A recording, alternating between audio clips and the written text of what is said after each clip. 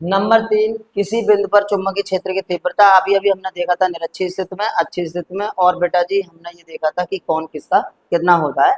ये बिल्कुल अभी तक फाइनल कर लिया। अब नेक्स्ट तीसरा पॉइंट है आपका, किसी बिंदु पर चुंबकीय क्षेत्र की तीव्रता की गणना करना। तो थोड़ा ध्यान से देखेंगे इधर सभी बच्चे। देखिए, हम सपोज कर लेते हैं, सपोज करते हैं कि यहाँ पर कोई बिंदु है, यहाँ पर कोई बिंदु है, किसी भी बिंदु का मतलब कहीं पर पॉइंट ले सकते हो बेटा, यहाँ यहाँ यहाँ यहाँ, कहीं पर आप पॉइंट को ले सकते हो, कोई प्रॉब्लम। तो हमने सपोज किया कि यहाँ कोई बिंदु है P, सपोज कर लिया कोई बिंदु है P, और इस बिंदु P को हम इससे मिला देते हैं बेटा। ये सपोज एंगल थीटा है, ये सपोज एंगल थीटा है, और इसका ये ऊर्ध्वाधर घटक है बेटा, और इसका ये क्षैतिज घटक है, और ये चुंबकीय क्षेत्र की दिशा की, चुंबकीय क्षेत्र की तीव्रता की दिशा है। जब बेटा ये थीटा है तो ये भी क्या होगा, थीटा होगा। ओके, अब हमें देखना ये है कि हम किसी भी बिंदु पर चुंबकीय क्षेत्र की तीव्रता ज्ञात कर रहे हैं। मतलब यदि चुंबक आपकी ऐसी रखी हो, बेटा ध्यान से सुनना, यदि चुंबक आपकी ये रखी हो और इस चुंबक को घुमाने पर, मतलब इस चुंबक को हम बारी बारी से घुमाएंगे और फिर बारी बारी से देखेंगे कि किस बिंदु पर किसकी तीव्रता आ रही है, अक्षीय स्थिति में या फिर निरक्षीय स्थिति में। तो देखिए बेटा, इस चुंबक को हम, सपोज ये चुंबक है, ये चुंबक है, इसको हम मूव कर रहे हैं मतलब घुमा रहे हैं।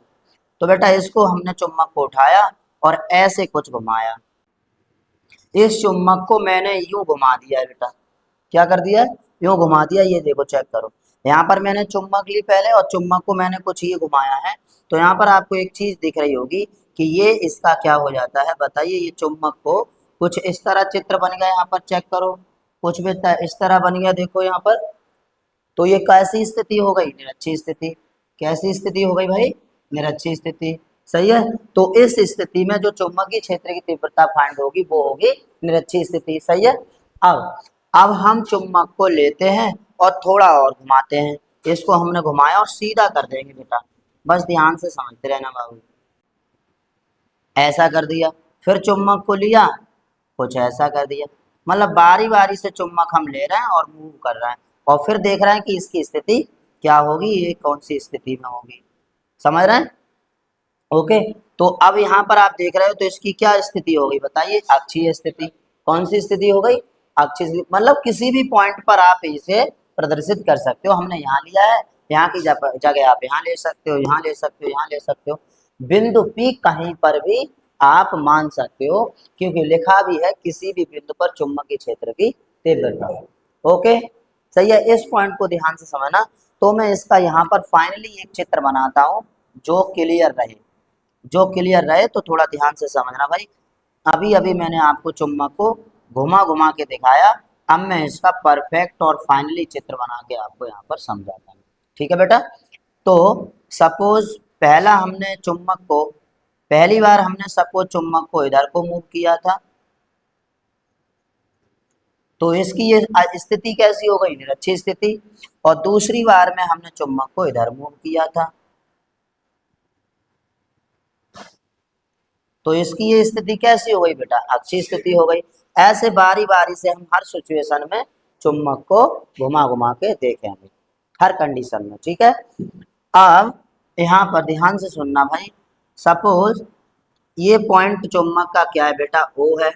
पॉइंट ये क्या है, चुंबक का ओ है, और ओ से ये आर दूरी है, और आर दूरी पर कोई अन्य बिंदु पी है, जहां पर हमें चुंबकीय क्षेत्र की तीव्रता की गणना करनी है। और अब इस बिंदु पी के दो घटक हैं, एक है बेटा जी ये, और एक है ये, मतलब एक क्षैतिज घटक है, एक ऊर्ध्वाधर घटक है। और आप याद रखना, एंगल के पास वाला, कोण के पास वाला घटक क्या होता है, कॉस थीटा, यानी कि यहाँ पर हो जाएगा M cos theta, M cos theta, और यहाँ हो जाएगा बेटा एम साइन थीटा। बताइए समझ में आया क्या, समझ में आया, कोई प्रॉब्लम किसी को। ये जो P है, P की जगह आप यहाँ पर बिंदु M भी ले सकते हो, क्योंकि भैया चुंबक पढ़ रहे हैं तो चुंबक में हम अधिकांशतः M लेके चलते हैं, और विद्युत ध्रुव में क्या लेके चलते हैं बेटा जी, P लेके चलते हैं। समझ गए क्या बात को? सही है। तो एक घटक m cos थीटा और दूसरा घटक m sin थीटा। चित्र समझ में आया बेटा? तो सबसे पहले आप फिगर बना लीजिए, उसके बाद में इसकी मैं कैलकुलेशन करा। देखिए तो यहाँ पर क्या लिखेंगे, माना माना एक चुम्बक है जिसके दो ध्रुव उत्तरी और दक्षिणी है, जिसके उदासीन बिंदु से r दूरी पर कोई बिंदु m है, जहां हमें चुंबकीय क्षेत्र की तीव्रता की गणना करनी है, और जिसके घटक दो, एक m cos थीटा और एक m sin थीटा, इन दो घटक है। तो बेटा यहाँ पर अब हम इसकी देखेंगे कैलकुलेशन। आप यहाँ पर माना करके कैसे भी लिख सकते हैं, कोई प्रॉब्लम नहीं है, ठीक है। गणना, तो सभी बच्चे हेडिंग डाल लेंगे बेटा जी अब गणना, और इसकी अब कैलकुलेशन को हम समझेंगे। तो सबसे पहला पॉइंट, क्योंकि अक्षीय स्थिति में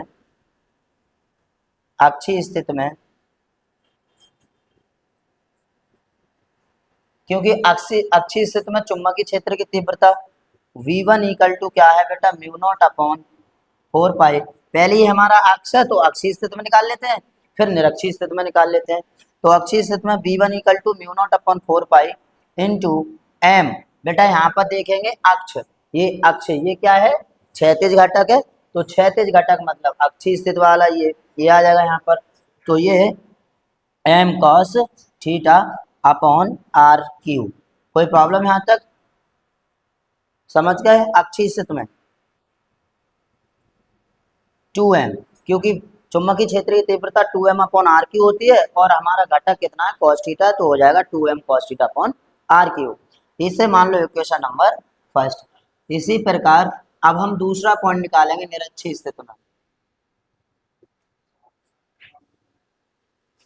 निरक्षीय स्थिति में बेटा बात ना करो, V2 equal to mu not upon 4 pi और m sin theta upon R Q. बताइए भाई यहाँ तक सब बच्चों को समझ आ रहा है? सही है, ओके। अब हम यहाँ पर निकालेंगे नाव मतलब अब परिणामी चुंबकीय क्षेत्र की तीव्रता।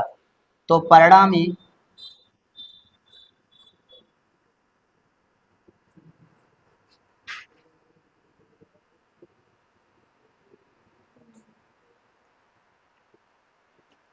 चुंबकीय क्षेत्र की तीव्रता बात ना करेंगे बेटा। परिणामी चुंबकीय क्षेत्र की तीव्रता V बराबर क्या हो जाएगा, यहाँ पर देखिए, अगर मैं यहाँ से ट्रेंगल बनाऊंगा बेटा, बात ध्यान सुनना, मतलब इसको आपस में जोड़ूंगा, तो इसकी परिणामी चुंबकीय क्षेत्र की तीव्रता क्या हो जाएगी, ये कर्ण है, ये लंब और ये आधार, तो कर्ण बराबर क्या होता है, लंब का वर्ग प्लस आधार का वर्ग। कोई प्रॉब्लम? यानी कर्ण का वर्ग बराबर लंब का वर्ग प्लस आधार का वर्ग। और बेटा हम यहाँ से सिर्फ कर्ण निकालेंगे, तो कर्ण बराबर हो जाएगा अंडर रूट लंब का वर्ग और प्लस आधार का वर्ग। बताइए कोई प्रॉब्लम किसी को? सही है बेटा यहाँ तक। अब हम वैल्यूज को उठाएंगे और यहाँ पर पुटअप कर देंगे। तो अंडर रूट V1 कितना हमारे पास, mu not upon 4 pi 2m cos theta upon R Q का होल स्क्वायर, समझ रहे बेटा, और plus mu not upon 4 pi m sin theta upon R Q का होल स्क्वायर। यहाँ तक मेरे ख्याल से सबको समझ में आ गया होगा। सही है बेटा, आगे अब यहाँ पर आप सेम वैल्यू देखिए, म्यू नॉट अपॉन 4 पाई, म्यू नॉट अपॉन 4 पाई, और यहाँ पर बेटा m, और यहाँ पर भी m, और यहाँ पर भी आर क्यू, और यहाँ पर भी आर क्यू। तो जितना सेम वैल्यूज है उसको हम क्या ले लेंगे, कॉमन। अब आप एक बार बताओ, ये वर्ग में है और यहाँ पर भी वर्ग में है, तो बेटा वर्ग में है तो यहाँ पर स्क्वायर के रूप में कॉमन आएगी बाहर निकल के भाई। जब कॉमन आएगी तो किसके रूप में, स्क्वायर के रूप में, और स्क्वायर को जब हम वर्गमूल से बाहर निकालेंगे तो सिर्फ अकेला आएगा, ये बात याद रखना। तो आगे v equal to mu not upon 4 pi और m अपॉन आर क्यू। बताइए यहाँ तक बेटा समझ गए?